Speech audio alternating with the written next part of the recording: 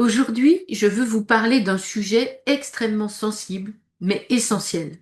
C'est le lien entre les cancers chez nos animaux et leur alimentation. Bonjour à tous, je suis Sylvie Cheffre, comportementaliste, interprète animalière, formatrice de comportementaliste, interprète animalier et surtout spécialiste de tout ce qui touche à la relation homme animal depuis près de 20 ans. Si vous regardez cette vidéo, c'est que vous vous interrogez sur la santé de vos compagnons et peut-être en particulier sur ce que l'alimentation peut provoquer ou empêcher. Depuis bientôt une vingtaine d'années, j'ai observé un phénomène inquiétant, une explosion des cancers chez les chiens et les chats aussi, mais peut-être dans une moindre mesure, et une évolution plus récente chez des animaux très jeunes. Et l'un des facteurs aujourd'hui connus, c'est la composition de la majorité des croquettes.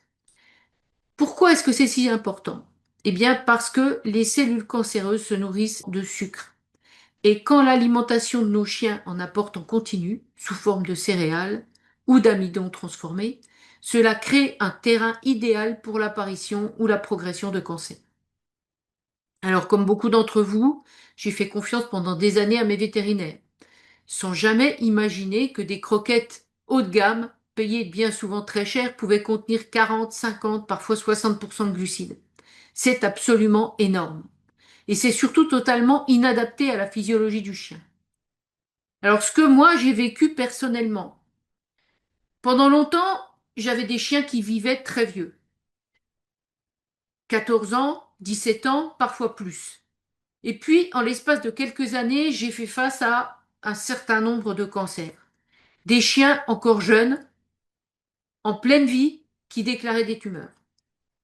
Évidemment, ça m'a bouleversée et ça m'a surtout beaucoup culpabilisée. Ça m'a obligée aussi à réfléchir, à chercher, à comprendre et à modifier en profondeur un certain nombre de choses dans leur vie et en particulier concernant leur alimentation.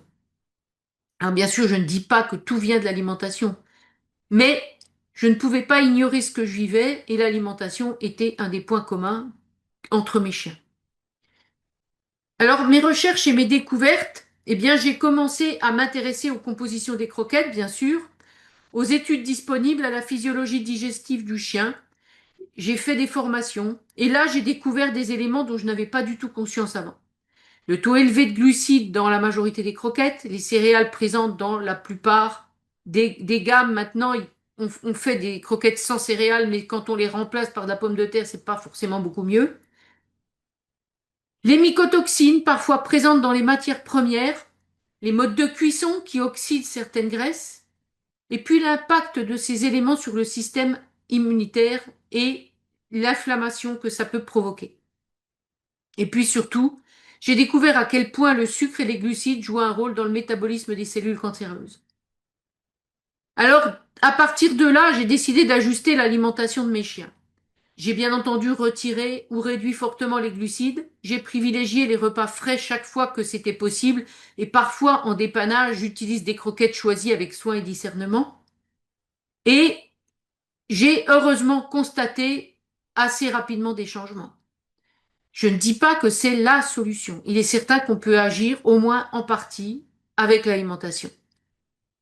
Donc, si vous vivez quelque chose de similaire ou si vous voulez simplement comprendre comment mieux nourrir votre chien, j'ai publié un article sur ce sujet sur mon site internet avec tous les détails.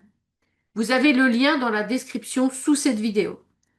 Et puis, pour ceux qui voudraient aller plus loin, j'ai créé aussi une formation complète sur l'alimentation, en particulier du chien, mais j'en ferai une par la suite sur le chat si je vois que vous êtes intéressé. Donc, si vous êtes intéressé par ce type de formation, eh bien, vous avez dans mon article le lien pour regarder si ça vous peut vous correspondre et puis pour vous inscrire à la formation si vous le souhaitez.